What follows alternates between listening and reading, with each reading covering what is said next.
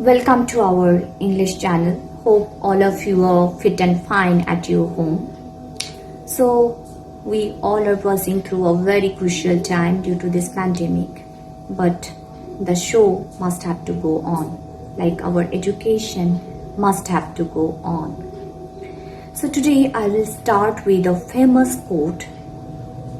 If winter comes, can spring be far behind? Yes. It is written by P.B. Shelley, one of the most important pillars of the Romantic age. He was a revolutionary poet. Let's start with the biography of P.B. Shelley that will help all the aspirants who are preparing for different types of competitive exam as well as the students of English literature. So to start with P.B. Shelley's biography, I want to tell about his born and brought up. He was born on 4th of August in 1792 in West Sussex, England, and was died in 8th July in 1822 in Italy by drowning.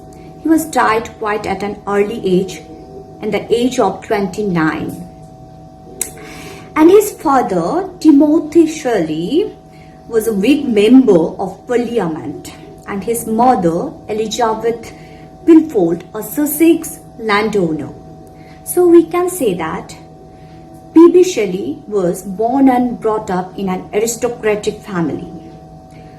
So if we talk about his education, we have to talk about his college days. He started his college his education in Eton College that was started on 1804 to 18 and continued up to 1810. So let me tell you about his days during Eton's College. During his days in Eton's College, he was maltreated by his fellow seniors or fellow old boys. As a result, it created an emotional trauma in his mind. It created a psychological issues in his mind, and he couldn't focus in any kind of activities or co-curricular activities. As a result, he got the nickname by his fellow seniors as Mad Shelley. That emotional outburst that Shelley used to suffer was unacceptable by the society's norms, and as a result, he was given the title of Mad Shelley. And his independency in Eton's gave him the title of Eton's atheist. So let's talk about the important works of P.B. Shelley. His first publication was a Gothic novel.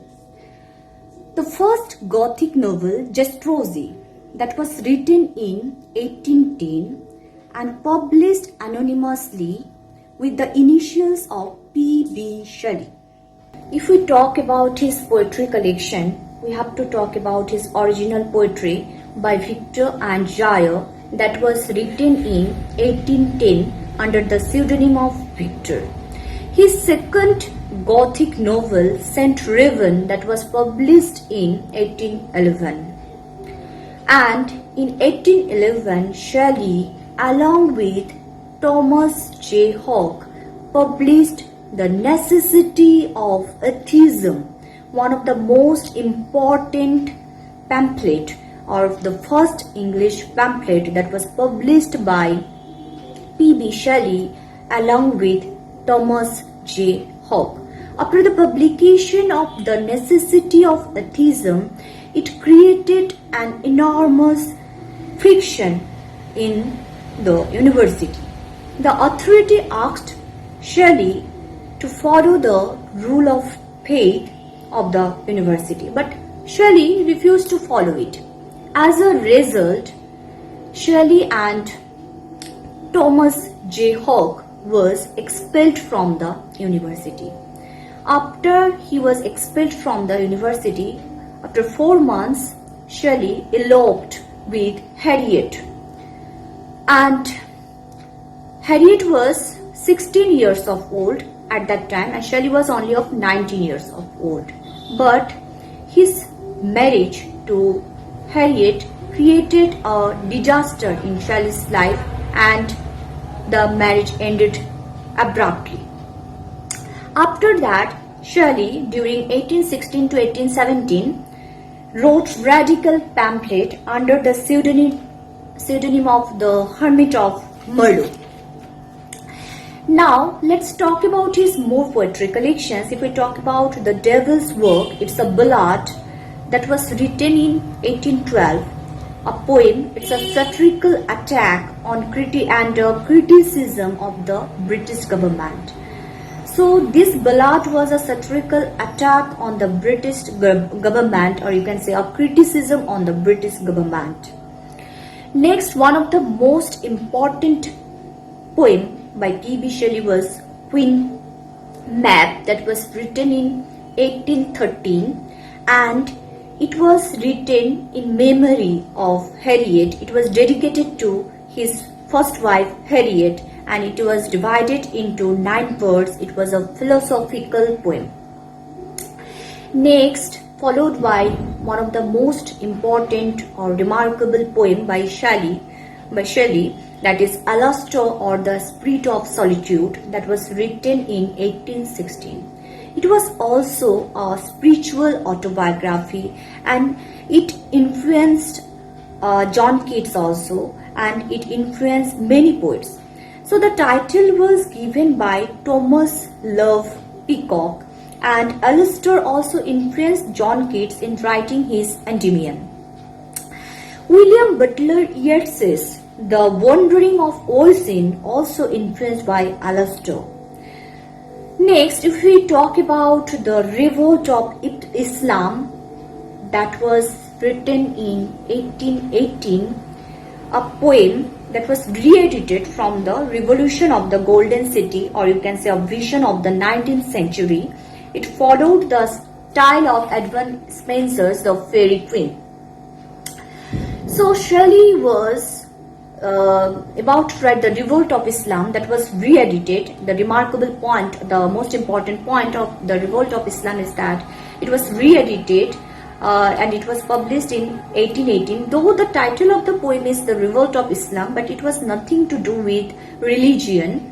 It was nothing to do with the title. It followed the style of Edmund Spenser's The Faerie Queene. Next remarkable poem of Shelley was Ozymandias. So Ozymandias, that was written in 1818. It was a sonnet, but the most important thing in this sonnet was, same sonnet was written by Horace Smith, poet Horace Smith. So the same sonnet was written by Horace Smith and was published all at the same time. That the title of the 2 sonnets are same. The subject matters of the sonnets were same, but the representation and the imagination of the sonnet was different.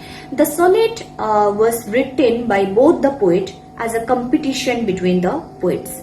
They write as a competition. Because of the. So next, if we talk about the verse drama that was written by P.B. Shelley, The Cenci, that was published in 1819. It was a tragedy in 5 acts. Next, he wrote Ode to the West Wind, that was published in 1819. It was a sonnet and it was also regarded as a revolutionary poem, as the wind was depicted as a destroyer or preserver of the society. It was written in Florence, Italy. I'll be discussing regarding Ode to the West Wind in the next classes. Next, he wrote Prometheus Unbound, that was published in 1820. It was one of the important masterpieces. You can say it was one of the masterpieces of P.B. Shelley. It was a verse drama or a lyrical drama. Next, he wrote To a Skylark. It was an inspiration of his evening work, and the rhyming scheme of the poem is A-B, A-B-B. Next, he wrote The Cloud, that was also written in 1820. It was a metaphor for unending cycle of nature. Next, he wrote Adonis in memory of John Keats, that was published in 1821. And Here he portrayed Keats as the Greek god of beauty or fertility. His last poem, and or you can say that the final poem that he couldn't finish it is was The Triumph of Life, that was published in 1822. The Triumph of Life, his last masterpiece, that was published in 1822. He couldn't finish his work, he died by drowning, and it was influenced by Dante's Divine Comedy and Petrarch's Tragedy. Dream allegory, which explores the nature of being and reality. So it was written in the form of dream allegory, which inspires, which explores the nature of being and reality. And it was written in Terza Rima. So that was the last masterpiece of P.B. Shelley, The Triumph of Life. So I tried to give a detailed analysis of the biography of P.B. Shelley. Hope it will help you. If you have any queries regarding P.B. Shelley, you can ask in our English teacher channel. Please watch our channel and try to follow it. And in future, we'll be providing more videos related to our English literature that will help the English literature students as well as the aspirants preparing for different types of competitive exam. Thank you. Have a good day.